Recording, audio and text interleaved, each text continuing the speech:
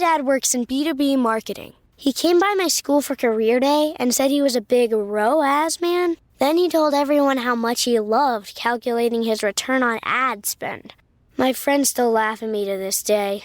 Not everyone gets B2B, but with LinkedIn, you'll be able to reach people who do. Get a $100 credit on your next ad campaign. Go to linkedin.com/campaign to claim your credit. That's linkedin.com/campaign. Terms and conditions apply. LinkedIn, the place to be, to be. Welcome back to the Epic Universal Podcast. I'm entertainment writer Jim Hill, and this is the podcast where we cover the latest Universal news, rumors, and history. And tonight, as always, I'm joined by my co-host Eric Hersey, and again, this one of our not a trip report show, right? Right. This is not a trip report, but I will give opinions, whether, and it'll be unfiltered, either harsh or good. The fact is, we are going to travel I think it's the first land you get into when you go to Universal, right? Well, and now, yes, in fact, this particular land is a relatively new addition to the Universal Studios Florida. It's an expansion on an attraction that has been there since I want to say July of 2012, and that's the Despicable Me Minion Mayhem ride, which was a replacement for Jimmy Neutron, and before that, Hanna-Barbera. But in August of 2023, this area that had previously been known as Production Central became something of a twofer. It's now officially, what is it? Illuminations Avenue featuring Minion Land, or is it Minion Land where one strolls up Illumination Avenue? Well, we got to get a Universal press agent to tell us the official word there. That's how you know. But for the most part, I just, Minions Land, right? But okay, whatever you want to call it. But it's interesting, and we got to experience that on several occasions during our last trip here in July. So I think it's fun. It'll be fun to discuss with you and get some of the backstory or just how this came to be. Okay, cool. All right. So, but before we get started here, folks, we of course have to acknowledge our sponsor, and that is touringplans.com. And Touring Plans helps you save time and money at theme parks like Universal and Walt Disney World. So if you get the chance, please check them out at touringplans.com. Okay, so now, again, not a trip report, but let's start with the obvious here. Eric, you come through the turnstiles at Universal Studios Florida, and this literally is the first land you encounter. So what was your first impression of the first land you encountered in this theme park? Well, Jim, I guess that was my thing, is that I'm used to the majority of the theme parks we enter, right, have some type of weenie at the end of the road. Right, you walk in. There's the Magic Kingdom when you see the castle. Whether it when you go up the Oasis in Animal Kingdom, you see the Tree of Life.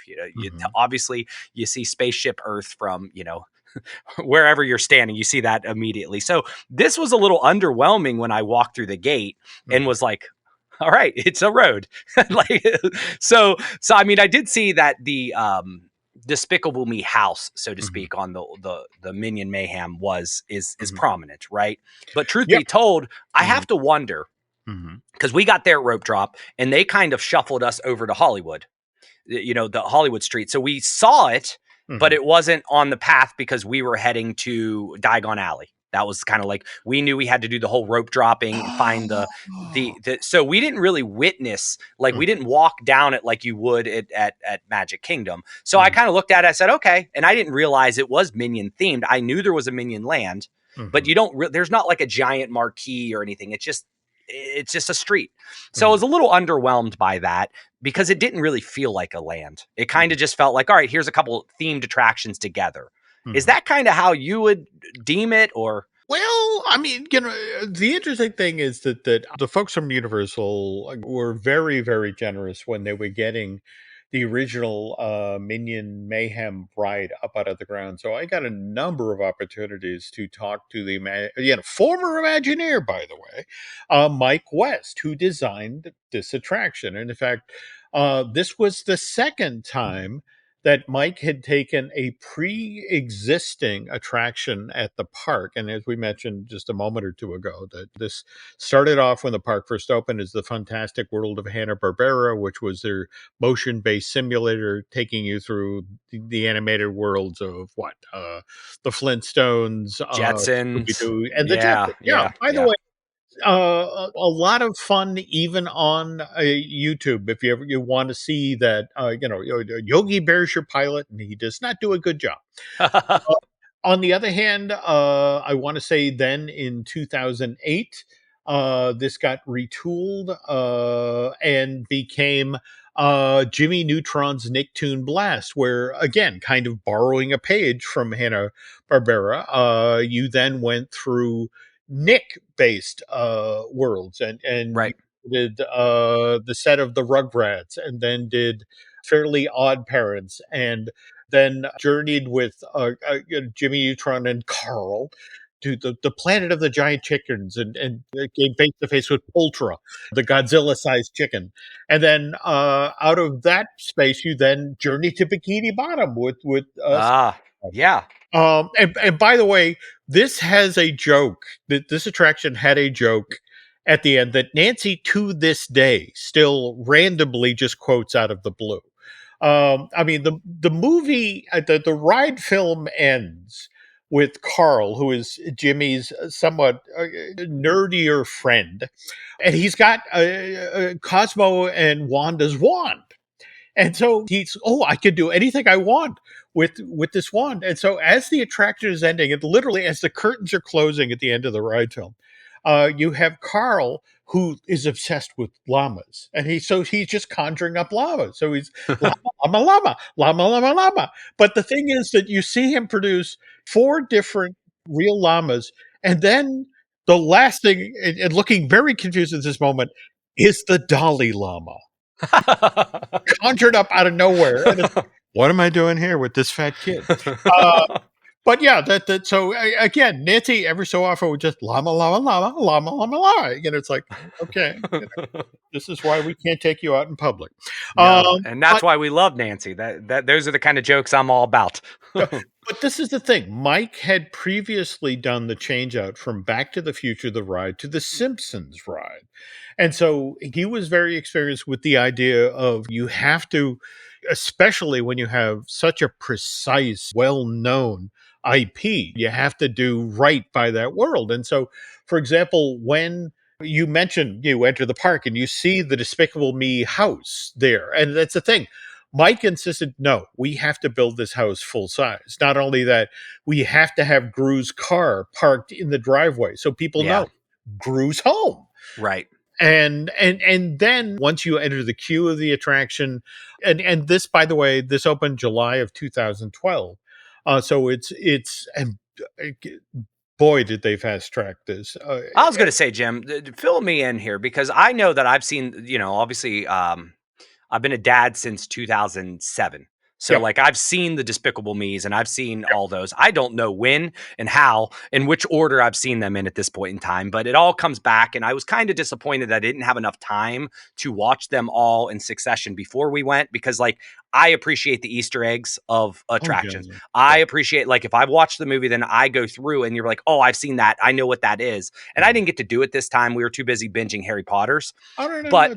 But when did Despicable Me and Minions, when did this all come about? Well, the very first film, which by the way, the very first feature film that Illumination Entertainment feature-length cartoon they ever produced. And I mean, they hit it out of the park. This arrived in theaters July of 2010. It opening weekend gross of 56 million, went on to be the 8th highest grossing film of the year. But interesting little bend on the story. I mean, it winds up doing like 241 million stateside, 290 million overseas, a worldwide gross of over $500 million. But here's the thing, Eric. The sequel gets announced 10 days after the film arrives in theaters, but Universal waits before they make the decision we're going to bring this into the parks. They wait till December of that same year, which was when the Blu-ray and DVD of Despicable Me went on sale, and it was one of the biggest selling titles for that holiday season. And so, everybody came back into work at Universal Creative in January and said, "Okay, we're doing the Minions ride, but we want this in the park before the sequel, which is going to open in theaters in Oh, July of 2013." So now it's fast tracked. So it's like, well, the only way we can get this in here in 18 months, and that was the goal. They wanted it open for July of 2012, but it has to go into a pre-existing attraction. So Jimmy Neutron shuts down, I want to say, in the spring of that year. But that's the thing. Mike wanted, when you come through that gate, you see that big honking house and you see right. that car. It's like, okay, I'm looking for the Despicable Me ride. I'm pretty sure I know where it is.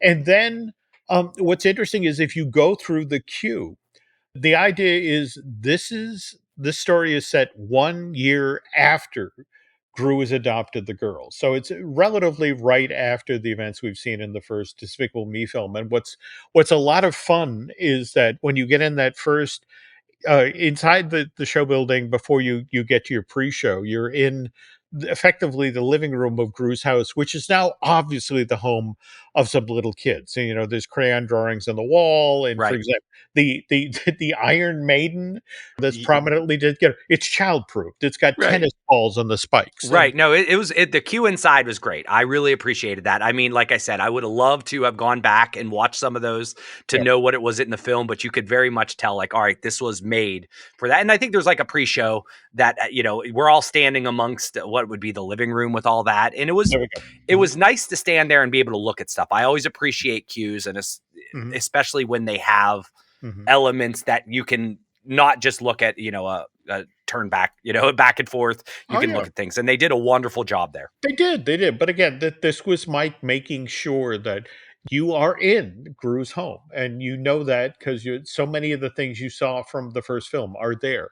And then typical pre-show, sets up the story, and again, we're coming up on the 1 year anniversary of Gru adopting the girls, and we then enter our theater, which again has the very same ride vehicle that we experienced for Hanna-Barbera and Jimmy Neutron. And by the way, uh, I would be remiss if there's another thing from Jimmy Neutron that a lot of folks miss to this day, is that at one point in the ride, when you were seated in your ride vehicle, you actually did the chicken dance. I mean, the ride vehicle did the chicken dance. Okay.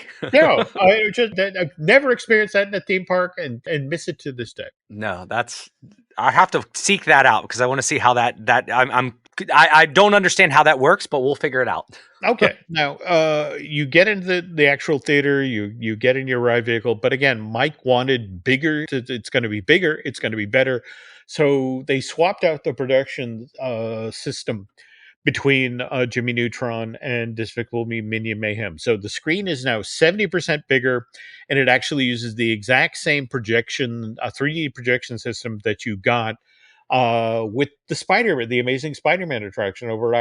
So it's crazy crystal clear. And also, Mike took no chances. He hired one of the best folks in the industry to direct this thing. It's Chris Bailey, who you know from doing a lot of work at Disney. In fact, if you've ever seen Runaway Brain, this is the same guy. All right, so that's why you get so much crazy detail, and that's the other thing. Mike wanted to make sure that this was not a one and done. There is so much going on in the ride film, and it's only 4 minutes long. But so much going on in this ride film that you have to go back 2, 3 times just to catch all the gags with the minions that are going on in the corners and that sort of thing.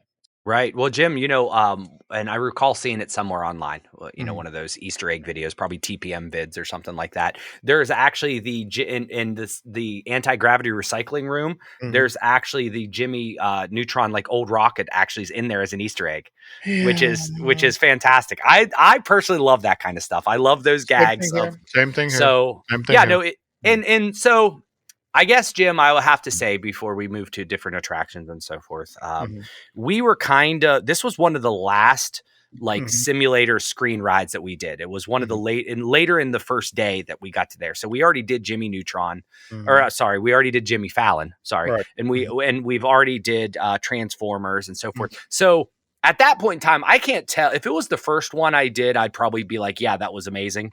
But after you do a couple of them that are similar, because I think Jimmy Fallon is very similar. It's like a large room kind of deal. I feel like it's in the same vein. I enjoyed the ride. It was nice that the kid's grandma, she comes with us. She doesn't like those types of things, but she got to do it. She just kept her eyes closed. Okay. So like, it was nice that the whole family got to do that. And I think it's a Minion, like we all like Minions, and it was clever. And like you said, it was a good attraction there. So I would say it was better than most of the simulator kind of like screen rides that we had. But I do think we had a little bit of screen fatigue by that point in time. So completely understand. But here's the thing. That this opens again, July of 2012. It's such a hit. By 2014, they have actually, to give you some idea of how eager Universal was to bring this to Hollywood, they actually pulled out their Terminator 2 3D ride. Oh, wow. And turned that into the West Coast version of Minion Mayhem. And again, another reason why we have to get you out to LA is right next door to it. They have a water play, outdoor play area. They recreate the theme park from that movie, Super Silly Fun Land. Right. And also one of my favorite details of the Hollywood version of Minion Mayhem is they have a giant minion on the side of the parking garage that is basically effectively looking out down at Toluca Lake, getting ready to come out and stomp on some buildings. But yeah, that does so well that Universal Japan raises its hand and said, hey, we want one of those too. So they have theirs open by April of 2017, but they don't have just the Despicable Me Minion Mayhem ride and a little version of Super Silly Funland. They're the first park that actually has a Minion Land. And then we get the Universal Studios Beijing opens, and on opening day in September 2001, they have a Minion Land. And as we speak right now, under construction out at Universal Studios Singapore, the park that Eric knows nothing about. Right.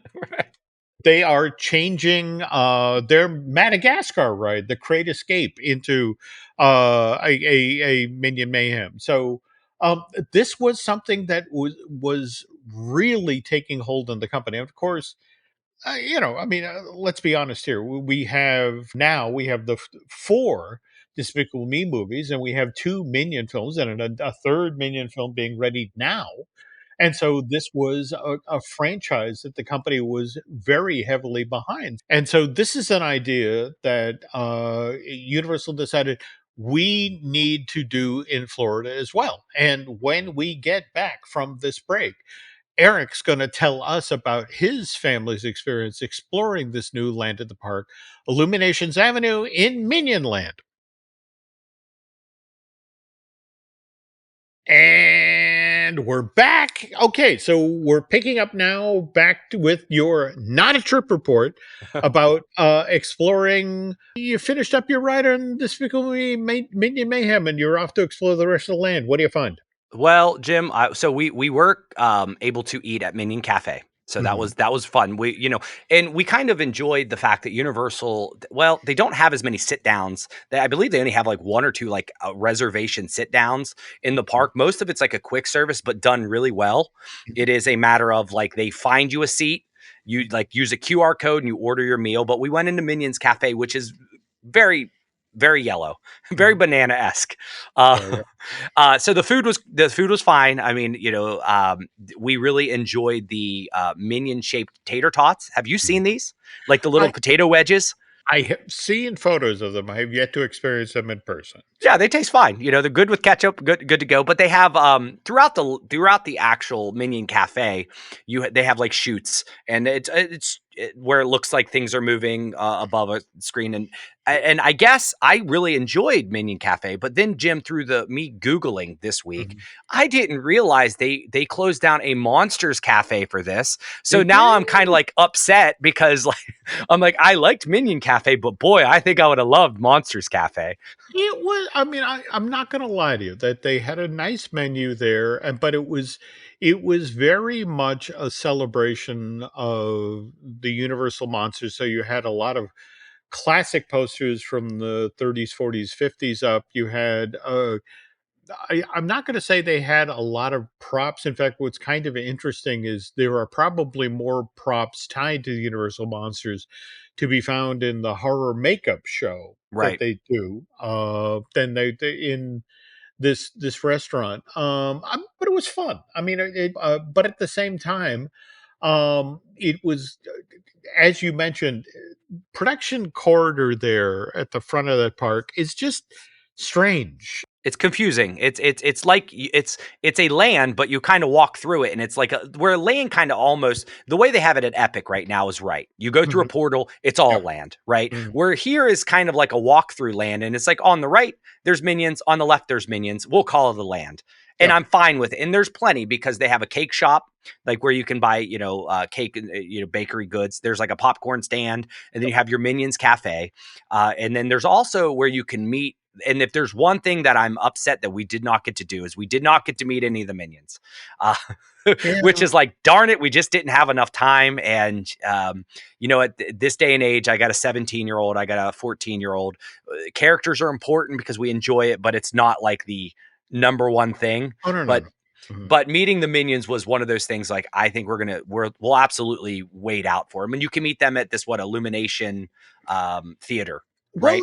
what's kind of interesting is once upon a time, the way the Despicable Me Minion Mayhem show ended was you literally came out of that theater and you entered. In fact, Universal never or theme parks don't do this. They actually gave up retail space because you were supposed to walk into a minion dance party, and there were always two minions in there dancing, and up on the wall were projections of minions in conga lines, and there was bright disco music, but it had the funniest gag to end the bit and get you to move out of that space and into the store. So you're in there and you're supposed to be dancing with the minions, and you take your picture and end up on social media, and then suddenly the music stops and the room lights go like white, cruel, end of party light, and you hear Gru's voice, okay, that's it, back to work. And and the minions like, they just like, sorry. And then you're supposed to then walk into the gift shop and buy yourself a unicorn it's so fluffy. Right. Well, they did have a good gift shop. It was I think it was towards the end of the day. So we were kind of getting exhausted, not 100% exhausted, but so we trekked through the gift shop, and I'm very excited to do this stuff again because like I'll be able to appreciate it more. And like I said, we'll binge the Minions movie this time around. But so we did the Minion Cafe, thought it was great. We didn't get to meet the minions, but the attraction that I'm really upset, and we almost got to do twice, we just didn't have time, was the new Villain Con. Granted, even when we rehashed the show here, you had Carson on, and he was explaining it, and that was prior to me knowing what the heck was going on. So Carson Luter was on telling how they came up with and like we mentioned earlier, I love Easter eggs. I like gags. I like those like little trick things that only, you can tell your friend, hey, look over there. And it's something, it makes you look impressive, even though you just read a top 10 list on BuzzFeed, but this take on a shooter game was so cool. And I didn't even know the coolest part, Jim, which is you can actually store your scores. I didn't even know that. So my scores will be lost forever. My initial rookie game is gone. That's okay. I mean, look, in my own case, it was a mercy killing. I had no hand-eye coordination, and I was in that space frantically shooting at things. And, I think I got a 2. Just sort of, I mean, now what's kind of fun about it, though, is there were, as you mentioned, so many Easter eggs and so many nods to previous Despicable Me movies and Minion films. And in fact, I heard a fascinating story just recently. Have you heard about the end scene from Despicable Me 4? Not yet. No, you share. As long as you're Okay. not spoiling the movie for me, Jim. Well, no, no, no. I mean, it ends. Gru and the latest villain are performing a concert in a maximum security prison, and they're doing the from their misspent youth, but at the same time, it's a very appropriate song to be singing to supervillains. It's like everybody wants to rule the world. Right. All right, but the gimmick is that when you start to look at the audience, it's like, oh my god. There's the head of the Bank of Evil, and there's Vector, and there's Scarlet from the first Minion movie. All of the villains from the previous movie are there watching the concert and get up and start dancing. So, and what I was actually told was that the creators of the movie came, while they were trying to come up with an ending for the film, they came out to Universal. They attended the opening of Villain Con and saw the various different villains from the Minion films in it, and this is where they got the idea. So they stole the ending from their movie from VillainCon. So, How about that? No, that's fantastic. I yeah. listen. So from a shooting perspective and a gameplay, it absolutely has the repeatability factor. It Oh, was yeah. one of those, and I saw this online a lot when I was just kind of looking at stuff. It was one of those where I got done and I wanted to go back in line. Mhm, And I could see that in the queue, like the interior queue mhm. is a bunch of props, and like I mentioned before, Lauren asked every single one. She's like, "You think Jim Schul drew this? You think?" Because we know Jim worked on one of them, and we don't know what he worked on, but we knew he had something to Okay. do. I will tell you the very next time you're the one thing I can absolutely positively assure you that Jim Schul did for that attraction. We are in the earliest part of the queue where you're supposedly on the floor of actual Villain Con. And at one point, there's a faux map on the wall of the layout of Villain Con. And Jim Schul literally pointed that, hey, I drew that. But that's on the back of all of those years when he attended San Diego Comic-Con. So that was the thing. It's like, yeah, I know a few. I've been to a few of these things. Yeah, Yeah. I'll do the map.